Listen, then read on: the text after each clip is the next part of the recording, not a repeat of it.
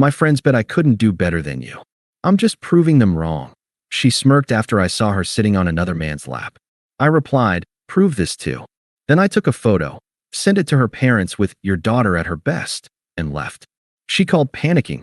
Her dad had seen it. Hey viewers, before we move on to the video, please make sure to subscribe to the channel and hit the like button if you want to see more stories like this. Thanks. The first crack in our foundation wasn't a fight. It was a sigh. It happened 2 weeks ago. I was on the couch, finishing up some code for a work project, and Chloe was scrolling through her phone, her feet draped over my lap. She let out this long, weary sigh, the kind that begs for a question. What's up? I asked, my eyes still half on my screen. It's just, Jessica's boyfriend surprised her with a weekend in Napa. Helicopter tour, the whole thing. She scrolled, her thumb flicking aggressively. And Mike just bought Lauren that new Prada bag she wanted. The one she posted. I remember the feeling. It wasn't jealousy. It was a quiet exhaustion. That's nice for them, I said, aiming for neutral. We had a great weekend too. That hike was perfect. She put her phone down and looked at me, not with anger, but with a kind of theatrical pity. A hike, Alex. We packed sandwiches. It's just different vibes, you know? Your vibe is very stable. Very predictable. I should have said something then. But I'd heard variations of this before. Chloe lived in a world of vibes, of aesthetics, of social currency. My world was built on logic, on reliability. I thought we balanced each other. Lately, I'd started to feel like I was just the ballast in her speeding hot air balloon, necessary to keep her from flying away entirely, but dead weight all the same. Her friend group was the embodiment of her vibe. Jared, Mark, Jessica, Lauren, a constellation of trust funds, vague influencer aspirations, and a constant, desperate need to be seen as winning. I was the odd piece, a software engineer who liked his job, his friends, and the quiet satisfaction of a problem solved. I was, in their parlance, chill. I now realize it was a synonym for boring, which is why the text that night set off a quiet alarm in my head. Chloe, 8:47 p.m. Hey, change of plans. The group decided on the Airy. Meet us there? Table under Jared's name. Don't be late, it's popping off tonight. The Airy was a rooftop bar in the heart of the trendy district, famous for its views, its $20 cocktails, and its ruthless door policy. I'd been once for a work thing. It wasn't my scene, but Chloe loved it. She loved the glittering cityscape backdrop for her selfies. She loved the feeling of being inside the velvet rope. I parked my sensible sedan in a lot a few blocks away, the digital fee making me wince. As I rode the elevator up to the rooftop, I smoothed down my simple button-down, feeling underdressed already. The thump of bass grew louder. The doors opened into a wall of curated sound, clinking glass, and the shriek of laughter I recognized. The place was packed. I wove through the crowd, looking for their table. I saw the back of Jessica's head, Lauren's distinctive laugh. But the chairs were empty.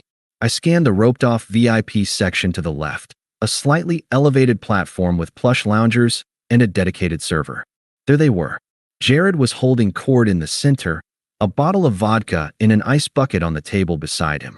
And on his lap, tucked under his arm, was Chloe. She was wearing a dress I'd never seen before, something black and razor-strap tight. She was laughing, throwing her head back, her hand resting on Jared's chest. A cold numbness spread from my chest out to my fingertips. I moved towards the rope. A broad-shouldered bouncer in a black suit materialized, his arm a polite but immovable barrier. This section is reserved, sir. My girlfriend is at that table. Chloe. With Jared. He glanced over, then back at me, his expression not unkind, just professionally blank. You're not on the list. They'd have had to add you. I was locked out. Literally and figuratively. I stood there, feeling like a tourist at my own relationship's execution. Chloe chose that moment to look over. Her laughter died. Her eyes met mine. I saw a flash of something, surprise, maybe a flicker of guilt, but it was snuffed out in an instant, replaced by a cool, evaluating look. She whispered something to Jared, who smirked and said something that made Mark guffaw. She slid off Jared's lap, smoothed her dress, and sauntered to the rope line. Up close, I could smell her perfume, the expensive one I'd bought her for her birthday. It felt like a betrayal all its own. Alex, she said, her voice carrying over the music. It wasn't a greeting. It was an announcement. You made it. Chloe? What's going on? My voice sounded calm, even to me. The numbness was insulating. She leaned against the velvet rope, a queen addressing a commoner. Alex. Look. She gestured vaguely behind her, encompassing Jared, her friends, the bottle service, the whole glittering facade. This was fun, but it's run its course. The words were so cliché, so rehearsed, they almost bounced off the ice forming inside me. Run its course? We lived together. It was a factual statement. We had a lease. We shared a grocery list on the fridge. She let out that sigh again. The one I now understood was pure performance. She glanced back at her audience, who were watching with the rapt attention of people seeing the final act of a play they'd already read the spoilers for. She turned back to me, and her lips curled into the most brittle, contemptuous smirk I'd ever seen. My friends bet me I couldn't do better than you. She said it clearly, ensuring every syllable reached her friends. A titter of laughter rose from the table. Jared raised his glass in a mock toast. I'm just proving them wrong. The words hung in the smoky air between us. They weren't just cruel, they were cheap. Our 2 years reduced to the stakes of a childish bet. The cold numbness in my veins ignited into a single, sharp point of absolute clarity. I looked past her, at Jared's smug, handsome face, at Jessica's phone pointed right at us, at the whole pathetic tableau. I looked back at Chloe, her smirk daring me to cry, to yell, to beg. I didn't. I nodded slowly, as if considering a mildly interesting problem. My voice, when it came, was quiet, flat, and perfectly audible in the space her declaration had carved out. Prove this too. Her smirk faltered, replaced by confusion. What? I already had my phone out. I didn't raise it quickly. I made a show of it, opening the camera app deliberately. I saw her eyes widen in understanding. Alex, don't you dare, the flash went off. A perfect, stark, high-resolution image. Chloe, caught mid-transition from cruelty to shock, the VIP rope in the foreground, Jared lounging like a king behind her, her friends frozen in various stages of drunken glee. It was a masterpiece of context. I looked at the screen, at the damning evidence. I nodded again, to myself this time. Got it. Delete that, she shrieked, her cool facade shattering. She tried to reach over the rope, but the bouncer shifted, his bulk a reminder of the barrier she herself had chosen. Alex, I swear to God. Delete it right now. I didn't answer. I slid my phone into my pocket, turned on my heel, and walked back toward the elevator. Her shouts chased me. You pathetic loser. Come back here. But they were swallowed by the music and the city's hum behind the glass walls. The elevator doors closed on the sound of her fury. The sudden silence was deafening. I leaned against the wall, the cold glass a relief against my back. My heart was pounding, but my mind was preternaturally still. The puzzle was complete. The distant behavior, the sighs, the insults disguised as observations. It all led here, to a rooftop bar where I was the punchline of a bet. As the elevator descended, I wasn't thinking about the lost love. That felt like it had vanished months ago. I was thinking about the photo in my pocket. And I was thinking about Robert, Chloe's self-made, no-nonsense father, who valued honor and discretion above all things. The man who, just 3 months ago over a steak dinner, had looked me in the eye and said, "You're good for her, Alex. You ground her." The game wasn't over. She had just proven to her friends she could be cruel. It was my turn to prove something to the only person whose opinion ever truly scared her. The city air outside the area was cool and quiet, a stark contrast to the pressurized chaos I'd just left. I didn't run. I walked with a steady, deliberate pace back to the parking garage. The numbness had solidified into a kind of operating system, clean, logical, and task-oriented. Heartbreak was a luxury for later. Right now, there were protocols to follow. I got into my car, but didn't start it. I sat in the dark, the only light from my phone screen. I opened the photo. It was better than I'd hoped. The flash had illuminated every detail. The smug curve of Jared's mouth, the glitter of cheap triumph in the friend's eyes, and Chloe. Especially Chloe. Her expression was captured in a perfect limbo between cruel dismissal and panicked surprise. It told the whole story. My thumb hovered over the share button. The primal, angry part of me wanted to blast it to every mutual friend, to post it with her own mocking quote as the caption. But that was her game. That was their currency, public shaming, social warfare. I thought of Robert, Chloe's father, a man who'd built a construction supply company from the ground up, with hands that were permanently calloused and a bullshit detector calibrated to nuclear levels. He valued loyalty, integrity, and directness. He hated frills, gossip, and what he called entitled pageantry. Chloe spent her life performing for her friends, but she lived for the rare, hard-won nod of approval from her dad. I navigated to my contacts, past Chloe's name, to the entry saved as Robert C. My finger hesitated for only a second. This wasn't an act of rage. It was an act of reporting, a transfer of information to the relevant authority. I composed the text with the care of writing a critical piece of code. It had to be concise, factual, and unassailable. Mr. Connolly, I regret to inform you that Chloe has ended our relationship tonight. I believe you should see the context in which she chose to do it. I valued your respect. Alex, I attached the photo. I did not add emojis, punctuation for drama, or follow-up questions. I let the image speak. I hit send. A strange, profound silence settled in the car. The deed was done. There was no undo button. I started the engine and drove toward the apartment, our apartment, for the last time. The drive was a blur of streetlights. My mind was a blank map, plotting only the next 3 moves. Pack essentials. Secure documents. Leave. I used my key. The apartment felt instantly foreign, like a museum exhibit of a life that had just been terminated. There was the couch where she'd sighed about hikes. The kitchen island where I'd cooked her pasta while she talked about Jessica's helicopter ride. It was all just set dressing now. I went to the bedroom and pulled my old duffel bag from the top of the closet. I worked with efficiency. Laptop, charger, passport, a small lockbox with my social security card and car title. From the dresser, I took only practical clothes, jeans, t-shirts, sweaters. I left behind the nice shirt she'd bought me for her parents' anniversary dinner. It felt like a costume now. In the bathroom, I swept my toiletries into a DOP kit. My toothbrush stood alone in the holder. Hers was in her purse, at the bar, on a night that was supposed to prove something. The symbolism was almost too pat. Finally, I stopped in the doorway of the bedroom. On the dresser was a framed photo from that dinner with her parents 6 months ago. Robert had his arm around Chloe's mother, a rare, soft smile on his face. Chloe, beaming, was sandwiched between them. I was on the end, looking slightly awkward but happy. Robert's hand was on my shoulder. Take care of her, Alex. I didn't take the photo. I turned and walked out. I loaded the duffel into my trunk. Before I got in the car, I did 2 more things. First, I opened my banking app and transferred my half of the next month's rent into our shared account, the one she never checked, the one I used to pay bills. I added a note, rent for October. Lease termination to follow.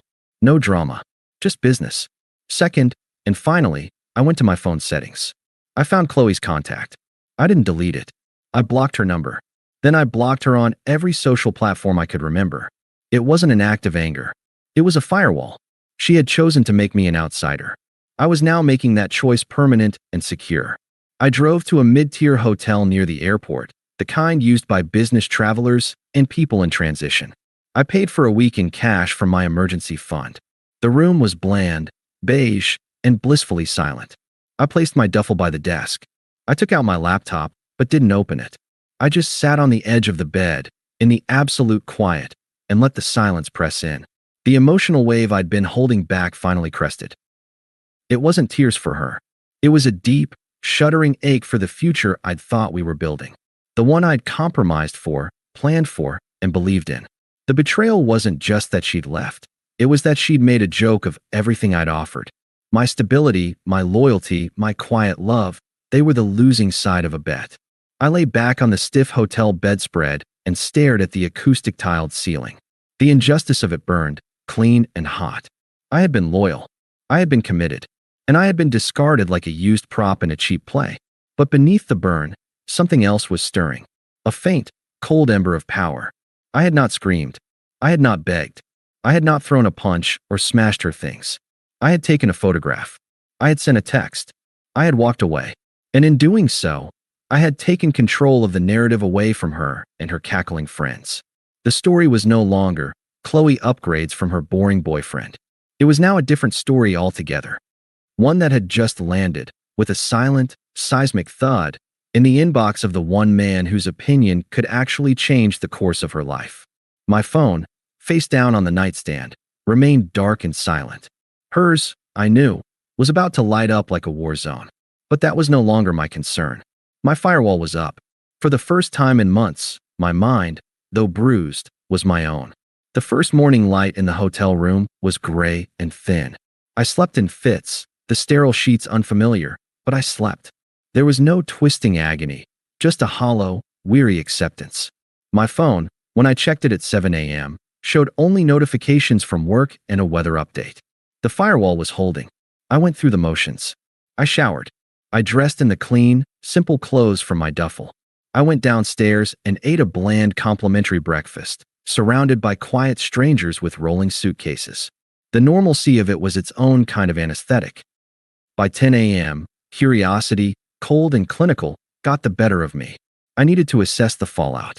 Not for emotional gratification, but for situational awareness, like checking the weather after a storm warning. I went into my phone's settings and, with deliberate care, temporarily unblocked Chloe's number. For a second, nothing happened. Then, the screen exploded. A torrent of notifications cascaded down. Missed calls, voicemail alerts, text message after text message, a frantic, chaotic scroll of desperation and rage. The first one had come in at 11:37 p.m. last night. Chloe, 11:37 p.m. What did you do, Chloe? 11:41 p.m. My dad just called me. He saw that. Alex, answer your phone. Chloe, 11:53 p.m. Call him right now and tell him it was a joke. A prank. Tell him we were filming a stupid skit for TikTok or something. Chloe, 12:15 a.m. He's not answering my calls now. This isn't funny. Chloe, 12:48 a.m. My card just got declined at the bar. What the hell did you say to him? I scrolled, dispassionate. The tone shifted as the night wore on. Chloe, 1:22 a.m. Jared was just a joke. It meant nothing. You know how my friends are. You're taking this way too seriously. Chloe, 2:05 a.m. I'm at the apartment. Where are you? We need to talk. Chloe, 3:11 a.m. You're trying to ruin my life. My dad manages my trust fund. He's talking about making me learn responsibility. This is your fault. Chloe, 4 a.m. Alex, please. Please just apologize to him. Tell him we're back together. Tell him it was staged. I'll do anything. The final text was from an hour ago. Chloe, 8:57 a.m. Answer me, or I'm coming to find you. There were 7 voicemails. I put the phone on speaker, poured a glass of water from the bathroom tap, and listened. Voicemail 1, 11:45 p.m. Her voice was a shrill, hyperventilating shriek, competing with club music in the background. Alex, what did you do? My dad saw that. You have to call him and tell him it was a joke. A prank. He can't. He's saying things about my allowance. Call him right now. Voicemail 3, 1:15 a.m. The music was gone. Now she was outside, maybe in an Uber. The hysteria was morphing into anger. You are such a petty little man. Do you know how embarrassing that was? Sending that to my father? That was private. You've ruined everything for a stupid photo. Fix it. Voicemail 5, 3:30 a.m. She was crying now, but they were the sharp, furious tears of a child whose toy has been taken away. He froze everything. My card. My monthly deposit. He said if I had time to act like a fool on a rooftop, I had time to learn the value of money. You need to come home. You need to tell him we're working it out. He liked you. He'll listen to you. The last voicemail, from 45 minutes ago, was the most chilling. The tears were gone. Her voice was low, cold, and utterly entitled. Alex, this is your last chance. Be at the apartment by noon. We will call my father together. You will tell him you were drunk and jealous and that you fabricated the situation. If you do this, we can maybe salvage something. If you don't, you'll be sorry. I'm not losing my life because you can't take a joke. I deleted the voicemails. I sat with my back against the headboard, the quiet of the room amplifying the silent echoes of her panic. It was all about damage control, not remorse, not an apology to me. The betrayal wasn't the issue. The consequence was. My phone rang. It was her. The screen flashed with her name, a photo of her smiling from a happier time. I let it ring 3 times. Then, I swiped to answer. I said nothing. Alex. Her voice was strained, raw from shouting and crying. Yes. Oh, thank God.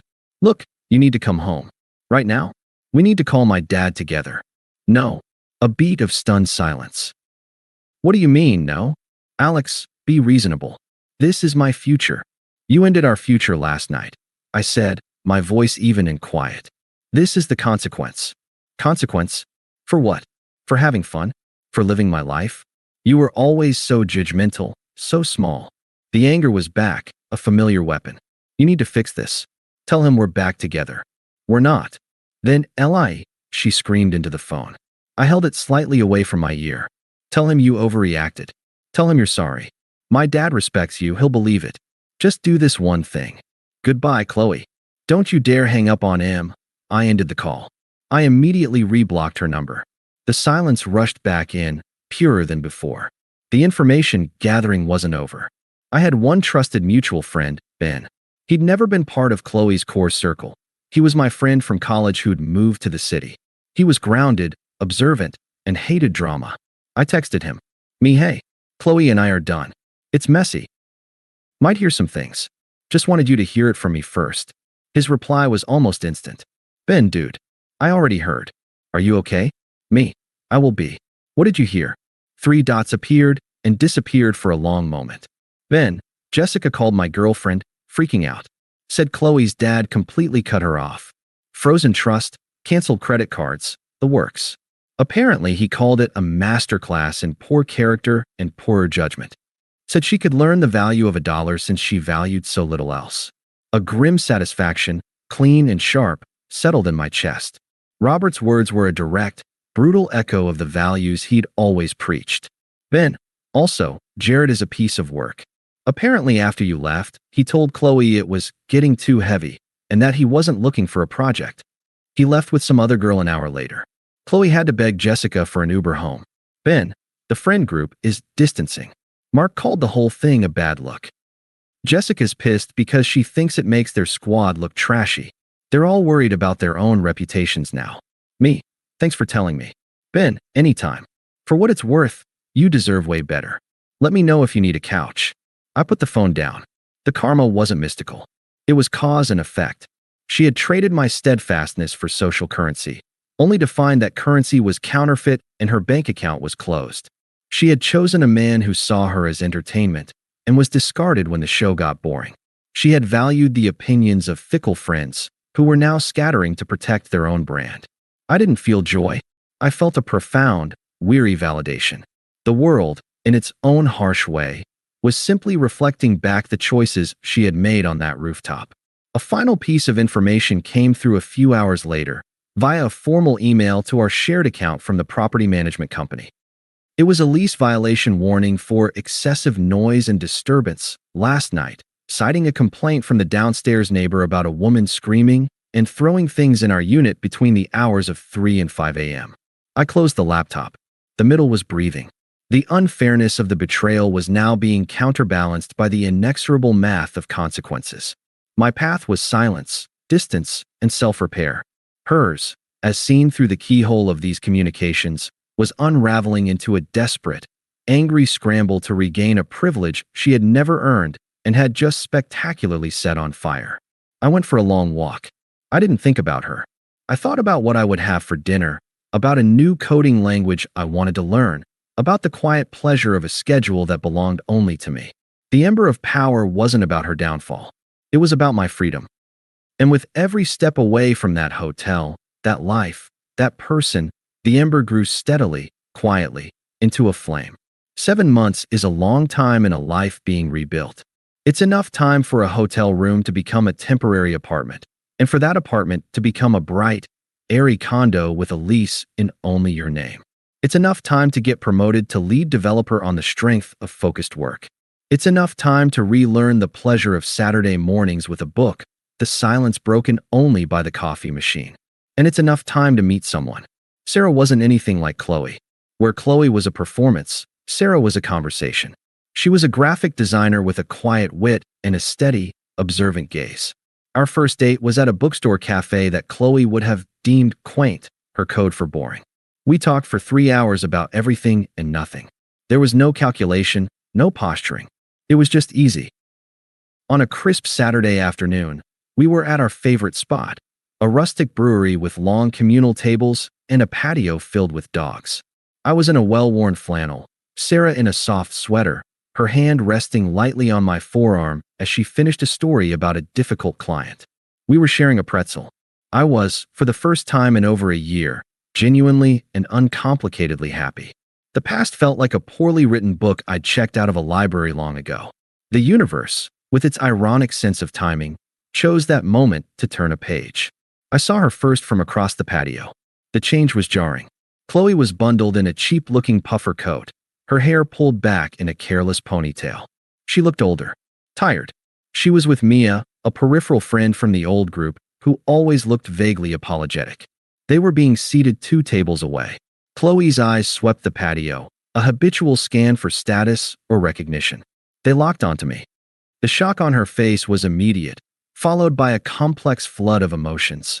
Hope, desperation, a flicker of the old vanity. She said something sharply to Mia, who winced and began weaving through the tables toward us. Sarah felt me go still. She followed my gaze. "Someone you know?" she asked, her voice low and calm. "My ex," I said, equally quiet. "The one from the rooftop." Sarah's eyebrows lifted slightly in understanding. She didn't tense up or move her hand. She simply gave a small, composed nod. Her presence was an anchor. Chloe stopped at the edge of our table. She ignored Sarah completely, her eyes drilling into me. "Alex." "Hi." Her voice tried for casual, but landed in strained territory. "You look good." "Chloe," I replied, giving a single nod of acknowledgement. Nothing more. The silence stretched. She shifted her weight, clearly expecting more, an inquiry, a reaction, something to grab onto. "Look, she faltered, her rehearsed lines failing in the face of my utter stillness. She tried again, forcing a tremble into her voice. "I've had a lot of time to think. A lot of time alone." She emphasized the last word, waiting for sympathy. None came. What I said on the roof. Those weren't my words. I was trying to impress people who don't matter. People who are gone now. She finally glanced at Sarah, a quick, dismissive flick of her eyes, before turning her full pleading attention back to me. "You mattered. We mattered." I said nothing. I just waited, my expression one of polite, detached patience. Her composure cracked a little. The desperation leaked through. "My dad, he still won't fully reinstate things. He says I need to demonstrate sustained maturity." She said the words like they were a foreign and unfair concept. "If he knew we were talking, if he saw we could be civil, it would help. It would prove I'm stable." She took a step closer, her voice dropping to a conspiratorial whisper. "Maybe we could even get coffee sometime? Just talk. Start over? The real you and me, without all the noise." This was her play. Not an apology to me, but a proposal to use me as a character reference for her father. A stepping stone back to her old funding. It was Sarah who broke the silence first, not with words, but with a subtle, almost imperceptible squeeze on my arm. It wasn't possessive. It was supportive. "I'm here. This is your show." I looked at Chloe, really looked at her, for the first time since she'd walked over. I saw the strain around her eyes, the cheap coat, the emptiness where her performative confidence used to be. I felt nothing. No anger, no pity, no nostalgia. Just a vast, quiet space where she used to be. "Chloe," I said, my voice calm, clear, and final. It was the tone I used in project meetings to conclude a discussion. "That's not going to happen." She flinched as if struck. "But you were right about one thing that night," I continued, cutting her off gently but firmly. I glanced at Sarah, who met my gaze with a soft, understanding look. I gently placed my hand over hers on the table, a simple, unplanned gesture of unity. You could do better than the guy I was then. The guy who tolerated disrespect for the sake of peace. I turned my full attention back to Chloe, my gaze steady. So I did better. I did better. I built a life that doesn't have a place for drama, or bets, or proving things to cruel people. I gestured slightly around us. The warm brewery, the happy chatter, the woman beside me. This is my life now. It's peaceful. It's real. I hope you build a good life for yourself, Chloe. Truly. But it won't include me. In any way. The color drained from her face. The carefully constructed mask of remorse shattered, revealing the raw entitlement beneath. Her eyes, wide with shock, darted between my calm face and my hand linked with Sarah's. The truth, that I was not just moving on, but up, and that she was now an irrelevant spectator to it. Hit her with physical force. So that's it. Her voice rose, sharp and brittle, drawing a few looks from nearby tables. After everything we had, after you ruined my relationship with my father, you're just going to sit here with your little rebound and pretend I don't exist. The venom in the word rebound hung in the air. Sarah didn't react, just watched with a sort of detached academic interest, as if observing a fascinatingly toxic specimen. I didn't engage. I didn't correct her. I simply stood up, pulling out Sarah's chair for her with a quiet courtesy. I threw enough cash on the table to cover our bill and a generous tip. I looked at Chloe one last time. There was no anger in my eyes, no triumph. Only the absolute, unshakable finality of indifference. We're done here, I said, my voice flat and definitive. I took Sarah's hand. Together, we turned and walked away, weaving through the tables toward the exit. We didn't look back. I heard a choked, inarticulate sound of fury behind us, quickly hushed by Mia's pleading voice, but it was already fading, becoming just another unimportant noise in the background of my day. Outside, the autumn air was cool and clean. Sarah squeezed my hand. You okay? I took a deep breath, filling my lungs with the free, untainted air. I looked at her, at the intelligent compassion in her eyes, and felt the last ghost of that rooftop night dissolve into nothing. I'm perfect, I said and meant it. I'm starving. Let's go get that Italian food we talked about. As we walked to the car, my mind wasn't on Chloe, her frozen trust fund, or her desperate, empty eyes. It was on the specific way Sarah laughed when she was truly amused. It was on the complex notes in the Amarone wine I planned to order. It was on the quiet contentment of a Sunday with no storms on the horizon. The closure wasn't in a dramatic speech or a moment of revenge. It was in the simple, profound act of walking away without a backward glance, toward a future so bright and full that the shadow of the past could no longer reach me. She had become a footnote, a lesson learned, a closed door, and I was already miles down the road, hand in hand with my peace, never thinking of knocking on it again. Thanks for watching. Make sure to subscribe to the channel and hit the like button. What do you think about this story? Share it in the comments.